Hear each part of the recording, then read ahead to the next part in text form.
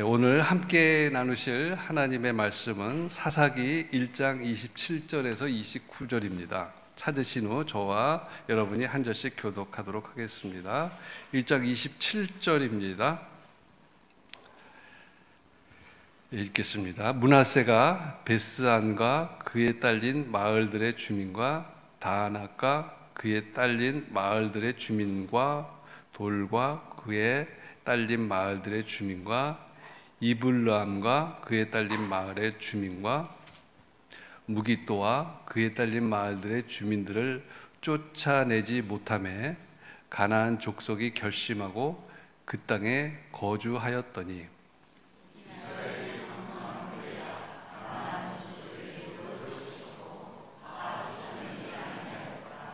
함께 읽겠습니다. 에브라임이 게셀에 거주하는 가나안 족속을 쫓아내지 못하매 가나안 족속이 게셀에서 그들 중에 거주하였더라.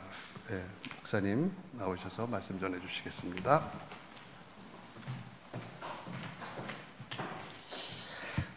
서로에게 이렇게 인사하실까요? 하나님, 우리가 승리하는 삶을 살기를 원하십니다. 그렇게 서로에게 인사하셨으면 좋겠습니다. 성경 전체를 관통하는 가장 중요한 주제 중에 하나가 하나님이 왕이시다예요. 그 이야기를 왜 하냐면 우리가 그분의 백성이잖아요. 근데 모든 것들을 만드시고 다스리시는 분의 백성이면 그분의 통치 안에서 우리는 그분의 승리를 누리고 사는 것. 성경이 그걸 계속 이야기합니다. 요즘 우리 요한계시록 묵상하는데 요한계시록의 전체 주제가 뭡니까? 하나님의 최종 승리가 다가오니 지금 힘들어도 견뎌내자라는 이야기잖아요. 근데 그것이 저 천국에만 가서 누릴 게 아니라 우리가 사는 이 삶에서도 하나님, 우리가 승리의 삶을 실제로 살기를 원하시는 분이에요. 권사님 기도하시면서 우리 성령 충만하게 해달라. 성령 충만이 목표하는 게 뭡니까? 승리의 삶을 그러니까 소망으로만 바라보는 게 아니라 진짜 우리가 누리고 사는 거예요. 오늘도 장로님 우리 예배 드리러 올 때 보러 오지 말고 예배하러 오자. 그것도 우리가 승리의 한 조각을 맛을 보는 거죠. 세상은 하나님 무시하고 외면하지만 우리는 일주일에 하루라는 시간을 따로 뚝 떼어놔서 우리의 전부 시간을 하나님께 드리잖아요. 그 삶의 방식 자체가 완전히 다르죠. 이것에 대해서 사사기에 계속 이야기를 합니다. 사사기의 가장 중요한 주제가 뭐냐면 누가 실제로 하나님과 함께해서 그 하나님이 약속하신 그 실제의 승리를 자기의 일상 속에서 누리냐, 그것의 원리가 뭐고 비결이 뭔지를 이야기해 주는 거예요. 지난주에 우리가 살펴봤던 그 본문 중엔 베델이라는 지명이 굉장히 중요했습니다. 그냥 한 동네의 이름을 하나님의 집이라고 지어놨잖아요.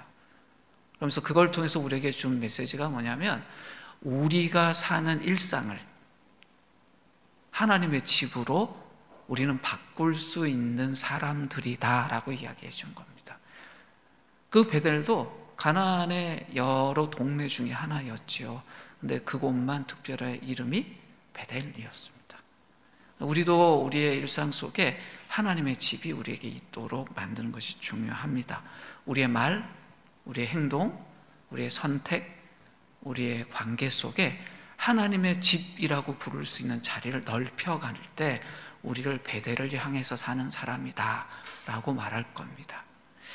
근데 오늘 본문은 그 이야기 뒤에서 이어지는 요셉 가문의 이야기인데, 요셉 가문에 대한 이야기 하면 기억하실 게 사사기가 시작되기 이전까지의 이스라엘 역사 안에서 주도권을 갖고 있던 분들이에요. 그러니까 광야 생활 끝나고 이제 여리고 전쟁부터 시작해서 사사기가 시작할 때까지 그 긴 역사 동안 이스라엘 안에서 가장 주도적인 역할을 했던 분들이 누구냐?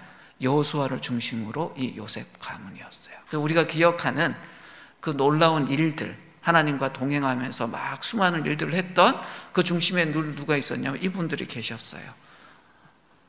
그러니까 이분들 마음속에 어떤 게 있을까요? 우리는 하나님과 함께하는 사람들이었고 하나님의 선택된 이 백성을 중심에서 이끌던 우린 그런 사람들이야 라는 생각을 갖고 있는 분들, 주변에 있는 분들도 당신들은 그런 분들입니다 라고 말할 수 있는 사람들이었습니다. 근데 그 요셉 가문이 두 지파로 구성되어 있어요. 므낫세 지파와 에브라임 지파. 근데 오늘 본문에서 그 두 지파가 이 정복 전쟁을 어떻게 구체적으로 했는지의 이야기에 대해서 한 이야기를 하는데 조금 이상해요. 이분들답지 않아요. 27절 말씀을 한번 띄워주시면 저희가 천천히 한번 읽겠습니다. 므낫세 지파 이야기입니다. 같이 읽겠습니다. 므낫세 지파가 벳산과 그 주변 마을들과 다나악과 그 주변 마을들과 돌과 그 주변 마을들과 이브람과 그 주변 마을들과 무깃도와 그 주변 마을들에 사는 주민을 몰아내지 못하였으므로 가나안 사람들은 그 땅에서 살기로 마음을 굳혔다. 본문 계속 띄워놓으십시오. 여기 나오는 도시들 우리가 잘 모르는 도시입니다. 잘 아는 도시 하나 하면 무깃도 정도 될 것 같아요. 이 본문 아니면 이 동네들이 잘 나오질 않는 동네인데요. 이 므낫세 지파가 이 동네들을 정복하러 갔다라는 거예요. 그런데 사사기 1장이 우리에게 알려주는 키워드 하나 있었잖아요. 승리의 공식이 뭐였죠? 하나님이 그들과 함께 하셨다라는 말인데 이 므낫세 지파 이야기에 그게 있나요? 없나요? 없어요. 그럼 사사기는 이것이 없는 걸 통해서 이 전쟁의 시작이 어땠는지를 이야기해 줍니다. 그럼 이분들이 므낫세 지파가 하나님이 자신들에게 승리를 넘겨주실 거다라는 믿음을 갖고 하나님과 동행하면서 나갔을까요? 아니면 본인들이 갖고 있는 능력, 어떤 군사력, 또 자신들이 정복해야 되는 곳에 대한 정보, 거기에 대한 어떤 계산, 그래서 계획을 세우고 전쟁을 시작했을까요? 전자일까요? 후자일까요? 후자라는 거예요. 근데 왜 후자인지 우리가 명확하게 알 수 있냐면 여기 나와 있는 도시들이 가나안 지역에서, 특별히 블레셋 지역에서 굉장히 센 도시들이었어요. 하나같이. 한 지역도 아니잖아요. 벳산, 다이나, 돌, 이블리엠, 그리고 무깃도 이런 도시들이 나오는데 굉장히 가나안의 중요한 거점이고 무역의 중심지였고 특별히 다나악과 무깃도는 군사적으로도 굉장히 중요한 도시들이었습니다. 싸워야 될 것이 만만한 곳이 아니었어요. 그랬으면 보통 어떻게 시작하나요? 우리 같으면 하루 내지 한 이틀은 하나님 앞에 모여서 세게 기도하고 도와주십시오. 우리 능력으로 안 됩니다. 막 이래야 되는 게 정상이잖아요. 근데 이분들이 안 그랬어요. 왜 그랬을까요? 네? 본인들에 대한 능력에 대한 자신감이 있었습니다. 근데 이 므낫세 지파는 그런 힘이 있는 팀들이었어요. 그러니까 충분히 정복할 수 있을 거라고 생각을 했어요. 근데 쳐들어갔습니다. 열심히 싸웠습니다. 전투라는 게 이기도 지기도 하지만 한참 싸울 때 어떻게 됐을까요? 승리가 므낫세 쪽으로 넘어오죠. 근데 끝까지 가지 못했어요. 예상했던 것보다 더 그 도시들이 강했고 그 도시에 있는 주민들의 저항이 강했습니다. 그러니까 어떻게 돼요? 마무리를 하지 못했어요. 그 전체 지역을 겉으로 보면 정복하긴 했는데 하나님이 원하시는 전쟁의 마지막은 그곳에 있는 주민들을 다 쫓아내는 것이었잖아요. 근데 그들이 쫓아내는 이유는 그들이 남아있을 경우 그들이 갖고 있는 가나안의 문화나 가나안의 종교나 그런 것들을 오히려 믿음의 사람들에게 좋지 않는 영향을 줄 것 같아서 다 진멸해라 라고 이야기하셨잖아요. 근데 그걸 이루지 못했어요. 말씀 다시 한번 띄워주시면 뭐라고 이야기를 합니까? 한번 띄워주세요. 몰아내지 못하였으므로. 승리를 하긴 했는데 그곳에 사는 사람들 다 몰아내지는 못했다라고 해요. 근데 그 다음 말씀 한번 같이 읽어볼까요? 제일 마지막 줄입니다. 천천히 읽겠습니다. 시작. 가나안 사람들은 그 땅에 살기로 마음을 굳혔다. 그 땅에 사는 결정을 누가 했대요? 좀 이상하지 않습니까? 지금 정복해서 승리한 사람은 누구죠? 므낫세 지파예요. 그러면 너희들이 여기에 살 수 있어 없어라는 결정을 누가 해야 됩니까? 사실은 정복한 므낫세 지파가 해야 되잖아요. 그런데 다 몰아내지 못한 사람들이 우리 여기가 고향이고 하니까 우리 여기 좀 살게 해주십시오라고 한 게 아니라 결정을 누가 했대요? 거기 살던 사람들이 했대요. 그건 무슨 일입니까? 믿음 없이 전쟁에 뛰어들었어요. 힘이 있었어요. 그래서 대부분 점령했어요. 근데 몰아내지 못한 사람들이 있었는데 이분들이 뭐라 그러냐면 우리 여기서 그냥 살기로 할래. 그 일이 벌어진 겁니다. 이 사건이 우리에게 주는 메시지가 뭘까요?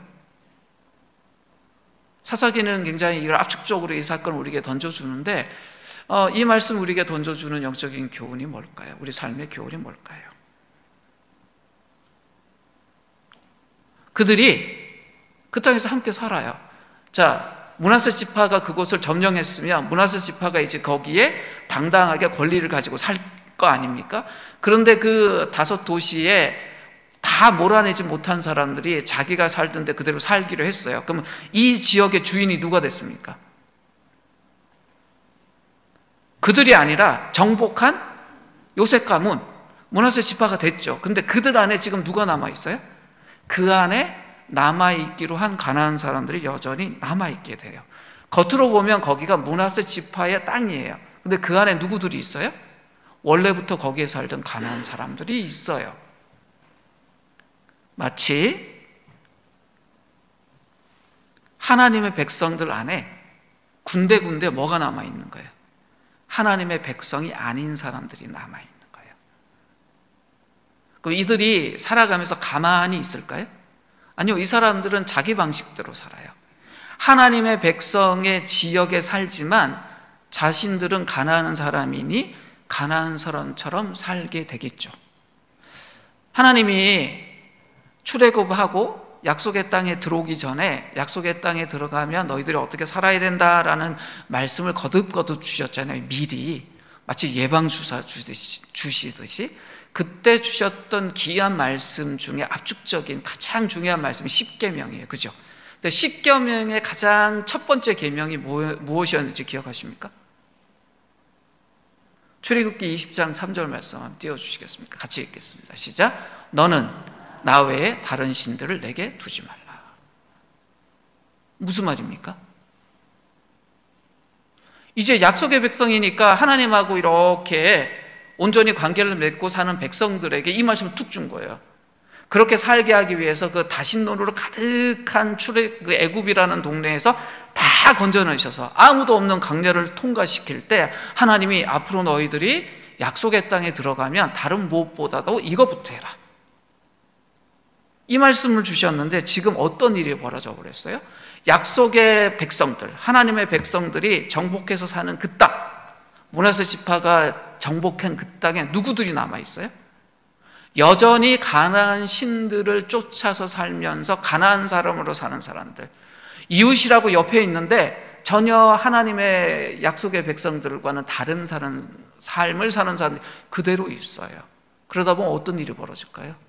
오고 가다 보게 돼요. 그리고 뭐 이렇게 처음에는 경계하겠지만 어떻게 될까요? 말도 썩게 되고 어떻게 되겠죠? 그런 일이 벌어지는 겁니다. 우리가 넓게 보면 세상 안에 교회가 있는 것 같잖아요. 그죠? 그렇죠? 그런데 하나님이 통치자라고 생각하시면 사실은 어떻게 되는 겁니까? 교회가 하나님의 몸이 돼서 이 세상을 통치해 가는데 교회가 통치해 간 자리 안에는 하나님의 백성들만 있어야 되는데 통치한 곳에도 뭐가 남을 수 있다라는 거예요. 이 말씀을 보면 그 안에 부분 얼룩처럼 뭐가 남아 있을 수 있다? 세상이 그 자리에 남아 있을 수 있다라고 이야기를 합니다. 그래서 이 말씀이 우리에게 주는 건 뭐냐면 이미 통치한 하나님의 통치를 받아들이는 우리의 삶의 영역 안에 공동체의 영역 안에도 자칫 잘못하면 뭐가 남아 있을 수 있다? 가난이 있을 수 있다. 그러니까 우리 안에 예수 믿고 구원받은 하나님의 백성이에요. 우리의 정체성을 우리가 오해할 이유가 하나도 없어요. 이단들이 와서 막 떠들고 세상들이 막 떠들어도 우리는 그 정체성을 절대 흔들 필요 없어요. 그러나 우리가 조심해야 될 게 뭐냐? 우리 속에 뭐가 있을 수 있다? 가나안이 남아있을 수 있다는 거예요. 세상 것이 남아있을 수 있다는 거예요. 전제 같은 인생에서 우리가 어떤 새로운 일들을 시작할 때 되면 이 일을 실패하지 않기 위해서 계획을 잘 세워야 됩니다. 잘 따져봐야 되고 해야 됩니다. 근데 계획을 세우고 따지는 것 이전에 우리에게 가장 중요한 게 뭔지 오늘 본문이 이야기해 주는 거예요. 므낫세는 굉장히 힘 있는 지파였어요. 그리고 역사를 주도할 만큼 힘 있는 사람들이었지만 하나님이 그들과 함께 하셨다라는 이 말, 이것을 통해서 우리에게 주는 하나님 앞에 믿음으로 나아가고 기도로 함께 했다라는 것이 생략됐을 때 생길 수 있는 위험에 대해서 이야기를 하고 있는 겁니다. 우리 삶의 모든 부분에 가난이 남아있지 않아요.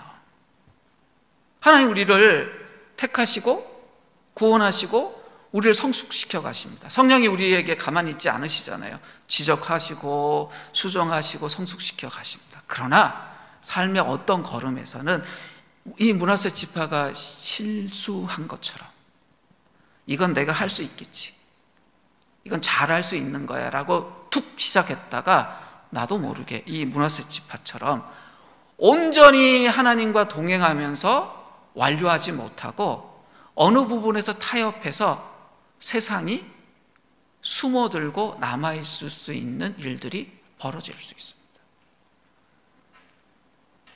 그래서 이 말씀이 우리에게 주는 도전이 있어요. 므낫세 지파가 이 전투를 시작할 때 목표는 뭐였습니까? 그들을 다 쫓아내고 정말 완벽한 승리를 하는 거였잖아요. 근데 그렇게 이루지 못했어요. 아마 살면서 그런 후회했을 거예요. 어쩌다가 이들이 우리 안에 남아있게 됐을까? 그러면서 과거를 돌아보겠죠. 그때 우리가 그걸 그렇게 하지 않고 이렇게 했으면 완벽했을 텐데. 그것을 우리가 돌아봐야 돼요. 나의 삶 속에 세상이 머물 곳이 있나? 매일 물어봐야 돼요. 오늘 내가 하루의 인생을 새롭게 준 이 하루를 시작하는데 혹 하루의 이 출발에 내가 무언가를 놓쳐버려서 하루를 살고 나면 세상이 정말 하나님의 백성으로 살아야 되는 오늘 하루의 삶 속에 흔적처럼 얼룩처럼 세상이 머물 자리는 없을까? 그걸 점검하라는 겁니다. 그러려면 하루의 첫 출발에 뭐가 있어야 될까요? 하나님이 나와 함께 하시는 분이야. 하나님과 함께 걸을 때 내가 온전히 승리할 수 있어 라고 다짐하고 확인하는 작업이 필요한데 우리는 하나님의 임의 백성이고 거듭난 사람이니까 너무 당연하게 여겨요. 므낫세 지파가 그랬던 것처럼. 그러니까 경계감이 쑥 줄어들어 버리면 어떻게 돼요? 이런 결과를 내어줄 수 있습니다. 그래서 중요한 것이 뭐냐? 말씀과 기도 매일 우리가 함께 동행하자고 하면 맞습니다 하는데도 가끔 놓칠 수 있잖아요. 근데 그럴 때 조심해야 되는 게 그런 걸음에 자칫 잘못하면 가난한 사람에게 우리 인생에 방 한 칸을 내어줄 수 있어요. 집 전체는 아니지만 저기 제일 마지막 방 조금 아주 작은 방이라도 세상에 내어줄 수 있어요. 그냥 늘 경계해야 됩니다. 매일 말씀 묵상하는 거 쉽지 않죠. 어떤 날 좀 건너뛰고 싶어요. 저 목사인 저도 그래요. 심지어 그런 마음 들어요. 이제 유튜브로 미리 제작을 해야 되니까 매일 묵상해야 되는 것 제가 뭐 몇 주 전에 먼저 하고 하잖아요. 당일날 묵상, 아유, 나 이미 한 건데 하루 건너뛰어도 되지 않을까? 이런 마음 들까요, 안 들까요? 우리 공동체에서 제 마음이 들잖아요. 그래서 이제 가끔 건너뛴 날이 있어요. 꼭 사고 나요. 전체적인 사고는 안 나요. 아무도 몰라요. 집 전체를 내어주는 일은 없어요. 근데 어때요? 방 한 칸은 내주는 일이 꼭 생겨요. 우리가 그렇지 않도록 내 안에 세상에 머물 자리를 아예 내어주지 말자. 그 마음 가지려면 우리가 어떻게 해야 돼요? 하나님께 대한 온전한 믿음을 갖고 그것 가지고 나 살아야 되겠구나라고 생각해야 합니다. 이어지는 말씀은 28절인데 이 말씀도 되게 이상한 말씀입니다. 같이 읽겠습니다. 시작. 그런데 이스라엘 백성은 강성해진 다음에도 가나안 사람을 모조리 몰아내지 않고 그들을 부역군으로 삼았다. 지금 므낫세 지파하고 에브라임 지파 이야기하는 구절이잖아요. 근데 갑자기 므낫세 지파는 사라지고요, 이스라엘 백성이라고 등장했어요. 좀 이상하지 않으세요? 이게 무슨 말이냐면, 므낫세 지파, 뭐 에브라임 지파, 뭐 유다 지파 이렇게 떨어져 있을 땐, 그러니까 하나의 나라로 완전히 이스라엘이 큰 힘을 갖기 전까지는 그 땅의 가나안 사람들이 이스라엘 백성들한테 함께 살면서 되게 힘이 셌다라는 거예요. 분명히 약속의 땅을 이스라엘 백성들이 들어와서 각 지파별로 지역을 다 정복하고 주인이 되었는데도 불구하고 그곳에 있는 사람들이 정복은 당했지만 마치 원래 거기 원주민으로서 힘을 갖고 여전히 그렇게 살고 있었다는 거예요. 근데 언제쯤 그들이 힘을 잃게 됐냐면, 이스라엘이라고 불릴 수 있을 만큼 큰 나라가 됐을 때, 그럼 우리식으로 생각하면 언제쯤일까요? 다윗이 전체 왕국의 왕으로서 됐을 때, 그러니까 한참 역사가 지난 다음에야 가나안 사람들이 이제 진짜 정복당한 사람처럼 됐다라는 이야기예요. 그런데 여기 이상한 이야기가 있어요. 다시 말씀 한번 띄워주세요. 예, 그 말씀 그냥 띄워주시면 됩니다. 가나안 사람들을 어땠대요? 강성해진 다음에 쫓아냈어야 됩니까? 뒀어야 됩니까? 이번에는 므낫세 지파가 쫓아내려고 할 땐 자신들이 예상했던 것보다 상대편이 힘이 세서 못했다고 했잖아요. 근데 지금은 강성해졌어요. 쫓아낼 수 있으려면 쫓아낼 수 있었죠. 근데 쫓아내지 않고 그들을 뭐 했대요? 부역군으로 삼았대요. 좀 이상하지 않습니까? 예전에 온전하게 순종하지 못했던 건 힘이 없어서 그랬어요. 그게 얼마나 안타까웠겠어요. 주님 죄송합니다. 주님의 말씀이 여기까지 가야 되는데 우리가 현실적으로 힘이 없네요. 안타까움이 있고 막 그랬을 거예요. 근데 지금은 강성해서 몰아내려면 몰아낼 수 있는데 안 했대요. 지금은 무엇 때문에 순종하지 않은 거예요? 오히려 힘이 강하니까 순종하지 않았다는 거예요. 믿음이 약해서가 아니라 믿음이 오히려 강해지니 불순종했다는 이야기예요. 근데 왜 그랬을까요? 가나안 사람들을 자기들의 어려운 일을 시키는 부역군으로 쓰면 편해요, 안 편해요? 편해요. 이게 가나안의 문화였어요. 가나안은 강한 사람들이 약한 사람들을 고용해서 일 시키던 노예 문화가 있던 곳입니다. 어디하고 똑같아요? 대제국들. 애굽에서도 그랬잖아요. 그것을 이 지금 약속의 백성, 하나님의 백성인 이스라엘이 지금 뭐 하고 있는 겁니까? 자기들이 힘이 강해지니까 거기 원주민이었던 가나안 사람들을 마치 애굽에서 히브리 사람들을 노예로 부렸던 것처럼 노예로 부렸다라는 거예요. 현실적으로 보면 굉장히 이건 국가의 이익이죠. 좋은 일이에요.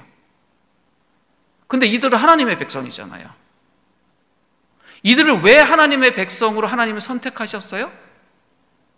이 노예제도 같은 원래 하나님의 뜻에 맞지 않는 이 문화, 그런 종교들 다 없애라고, 빛이 되라고, 복의 근원이 되라고 이들을 선택한 거죠. 하나님의 뜻대로 사는 백성들이 정말 구체적으로 있어야 세상 열방에 있는 사람들이 세상 방식으로 살지 않고 저렇게 살아도 정말 행복한 나라, 평화가 넘치는 나라 될 수 있겠구나. 그거 보고 우리도 이스라엘처럼 살자. 사람 밑에 사람 두지 말고.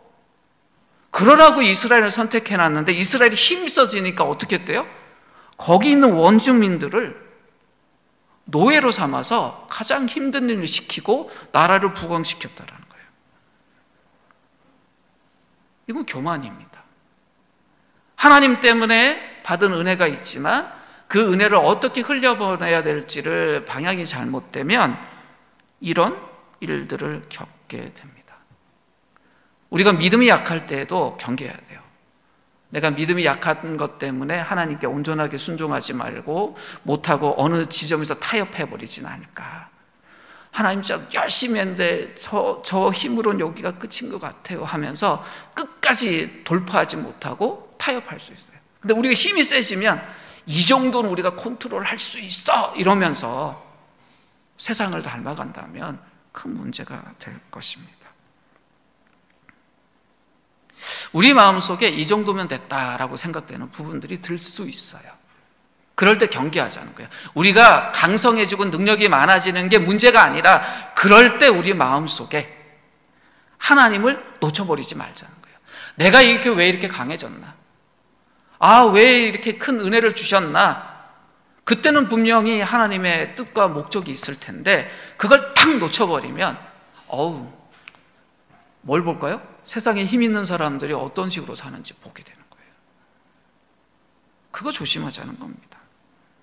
그리고 오늘 가장 본문 속에서 좀 심각한 이야기가 이어지는 에브라임 지파 이야기 속에 있습니다. 29절 함께 읽을까요? 같이 읽겠습니다. 시작.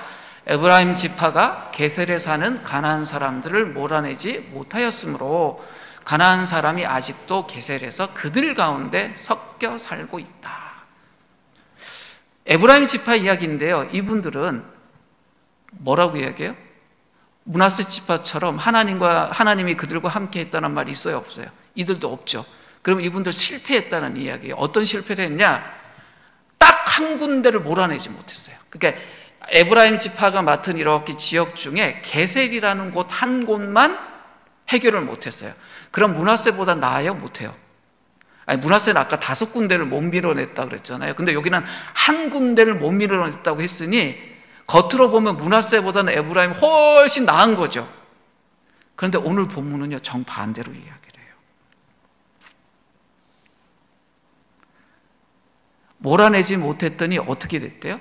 가나안 사람들이 아직도 게셀에서 산다. 이건 똑같잖아요. 근데 그 다음 말이 뭐라 그래요? 그들 가운데 섞여 살고 있다. 이게 무슨 말일까요?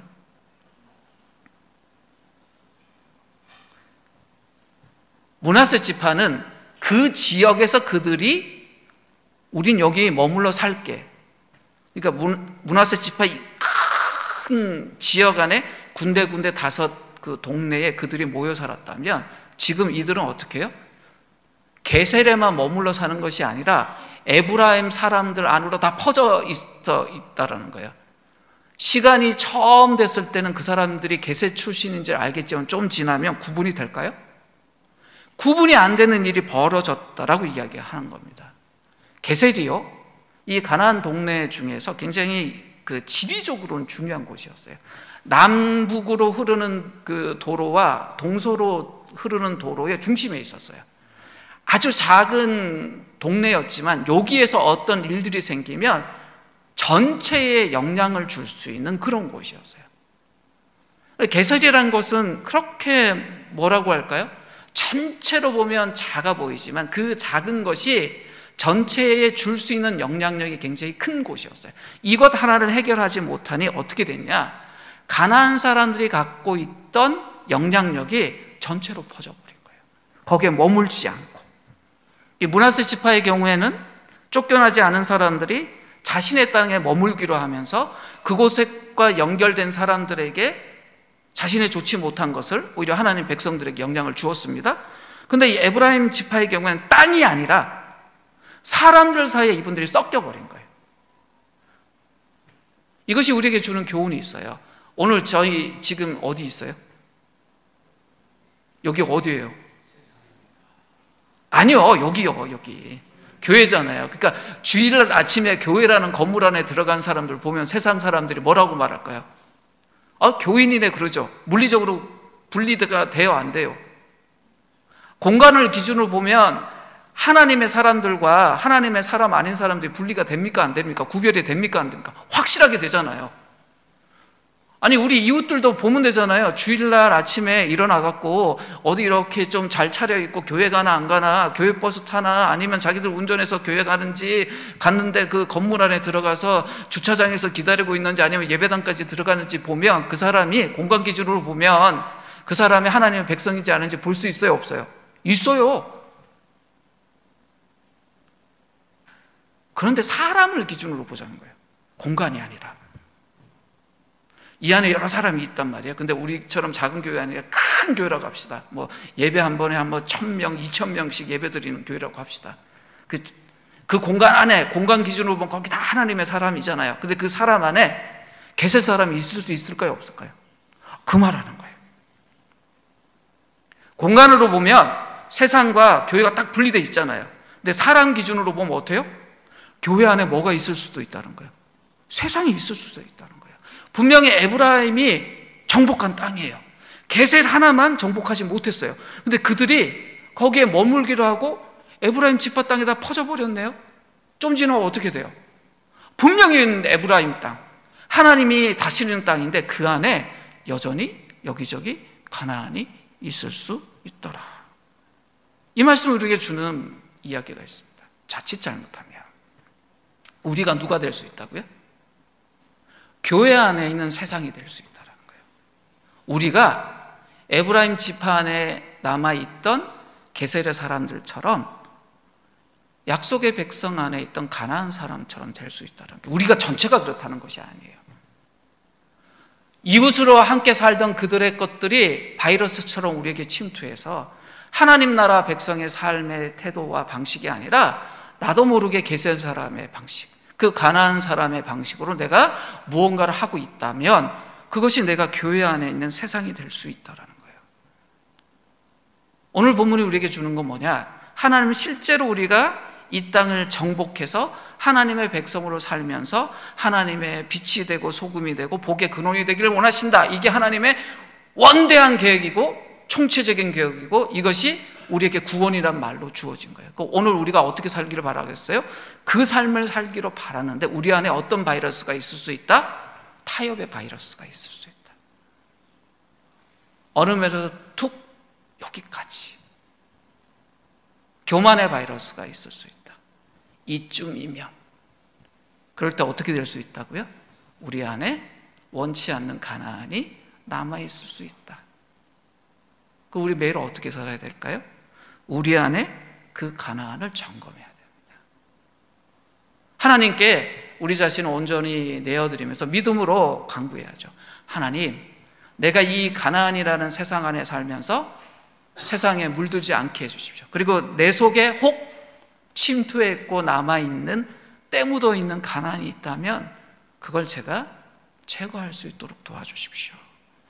그것을 통해서 진짜 하나님이 우리에게 약속하신 그 승리의 삶을 살게 해주십시오. 그럼 여쭤볼게요. 하나님, 우리가 승리의 삶을 살기를 원하신다고 그랬잖아요. 그럼 진짜 승리하기 위해서 우리에게 필요한 게 뭘까요? 싸움의 기술일까요? 세상은 싸움의 기술이 좋아야지 이긴다고 하잖아요. 근데 성경은 뭘 이야기할까요? 믿음을 가지라고 이야기해요. 세상은 싸움의 기술을 가지고 이긴다고 말하는데 성경은 믿음으로 이긴다 그래요. 그럼 믿음이 뭘까요? 하나님을 끝까지 의지하는 태도예요. 만약에 므낫세가 그 타협의 지점에서 아니다, 끝까지 하나님을 믿고 통과하자 그랬으면 어땠을까요? 역사가 달리 써졌을지 모르겠습니다. 믿음의 사람은 이 게셀 하나쯤은 괜찮다라고 말하지 않고요, 한 방울의 타협도 허락하지 않는다라는 마음으로 삽니다. 그러다 보니 그 온전한 순종을 이룰 때 내 힘으로 안 된다는 걸 알아요. 아무리 강성하고 큰 사람이라도 늘 하나님을 붙들겠죠. 이미 이룬 게 많은 사람일수록 더 하나님을 붙들게 될 겁니다. 우리가 그런 삶을 살면서 우리 자신이 하나님의 그 승리를 복으로 누릴 뿐만 아니라 우리 주변의 사람들에게 그 복을 흘려내려보내는 그 복의 근원으로 살 수 있기를 원합니다. 일주일의 삶만 한번 구체적으로 돌아보시죠. 나라는 사람의 말, 나라는 사람의 행동, 또 미래나 현재에 대한 나의 어떤 선택 속에 얼룩처럼 묻어있던 세상이 없었는지만, 지금 이렇게 마음을 돌아보고 삶을 돌아보면서 내 삶 속의 한켠에 세상에 새빵 내준 적은 없는지만 한번 이렇게 생각을 해보자고요. 한 눈을 감아 보실까요? 우리 한 사람 한 사람 다 하나님의 집입니다. 하나님이 구원하셔서 아름답게 만들어 가시는 하나님의 베델이고 하나님의 아름다운 나라예요. 근데 원치 않는 세상이 우리 안에 남아있을 수 있습니다. 그것이 왜 남아있었는지, 타협 때문인지 교만 때문이었는지 잠시 돌아보고 우리 자신을 위해서 기도했으면 합니다.